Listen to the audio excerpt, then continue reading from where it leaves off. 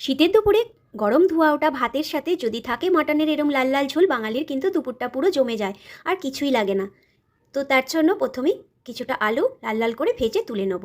ওই তেলের মধ্যেই তেজপাতা, শুকনো লঙ্কা, দুটো এলাচ আর সামান্য একটু দারচিনি ফোড়নে দিয়ে দেবো। ফোড়নটা একটু সুন্দর গন্ধ বেরোলে দিয়ে দেবো পেঁয়াজ কুচি। পেঁয়াজটাকে লাল লাল করে ভেজে নেব, তবে হালকা বাদামি রং এলেই চলবে, একদম লাল করে ভাজার দরকার নেই। মাটনটাকে কাঁচা পেঁয়াজ, কাঁচা সর্ষের তেল, সামান্য একটু হলুদ আর লবণ দিয়ে ভালো করে মেখে 1 ঘন্টার জন্য ম্যারিনেট করে রেখে দিয়েছিলাম। এর মধ্যে কিছুটা টক দইও দিয়েছিলাম, এতে কিন্তু মাটনটা খুব সফট হয়ে যায়। আর কাঁচা সর্ষের তেলের একটা যে ঝাঁঝালো গন্ধ মাটনের মধ্যে পুরো ঢুকে যায়। এবার দিয়ে দেবো রসুন আর কাঁচা লঙ্কার পেস্ট। খুব ভালো করে মাটনটাকে কষাতে হবে। প্রথম অবস্থায় যেহেতু দই দেওয়া আছে, জল বেরিয়ে আসবে।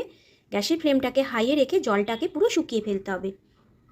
এইবার এর মধ্যে একে একে দিয়ে দেবো আদা বাটা, ঝালের জন্য লাল লঙ্কার গুঁড়ো, স্বাদমতো লবণ, হলুদের গুঁড়ো, আর দিয়ে দেবো এখানে কালারের জন্য কাশ্মীরি লঙ্কার গুঁড়ো। লাল লাল ঝোলটা হলে একদম খেতে কিন্তু দারুণ লাগে। আবারও ভালো করে কষাতে থাকবো। 20 থেকে 25 মিনিটের মতো মাটনটাকে কিন্তু কষাতে হবে। যত ভালো করে মাটন কষাবে ততই কিন্তু এর স্বাদ হবে। এবার কিছুটা চর্বি আলাদা করে রেখে দিয়েছিলাম, সেটা দিয়ে দিলাম। আগে দিলে চর্বিটা গলে যায়, সেই জন্য। খুব ভালো করে আবারও কষাতে থাকবো। কষাতে কষাতে যখন পুরোপুরি তেল ছেড়ে আসবে তখন বুঝতে হবে মাটনটা পুরোপুরি কষানো হয়ে গেছে। আর আজকের মাটনটা প্রেশার কুকারে দেব, তার জন্য কিছুটা জল প্রেশার কুকারে গরম করতে বসিয়ে দিয়েছি। জলটা গরম হয়ে এসছে, এবার মাটনটাকে প্রেশার কুকারের মধ্যে ঢেলে দেবো।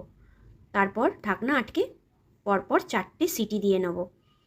এখানে 4টে সিটি দিলেই যথেষ্ট, কেন আগে থেকে মাটনটাকে ম্যারিনেট করা ছিল দই দিয়ে, তার জন্য। 4টে সিটি হয়ে গেলে ঢাকনাটাকে কিন্তু খুলবো না, ওইভাবেই রেখে দেবো। স্টিমটা নিজে নিজেই বেরিয়ে গেলে মাটন পুরোপুরি সেদ্ধ হয়ে যাবে। এরপর ভেজে রাখা আলুগুলোকে দিয়ে আবারও 2টো সিটি দিয়ে নেবো। এই সময় দিয়ে দেবো বেশ কিছুটা মিট মশলা। এই মিট মশলা দিয়ে একবার মাটন বানিয়ে খেয়ে দেখো, এরও কিন্তু একটা অন্যরকম স্বাদ আসে।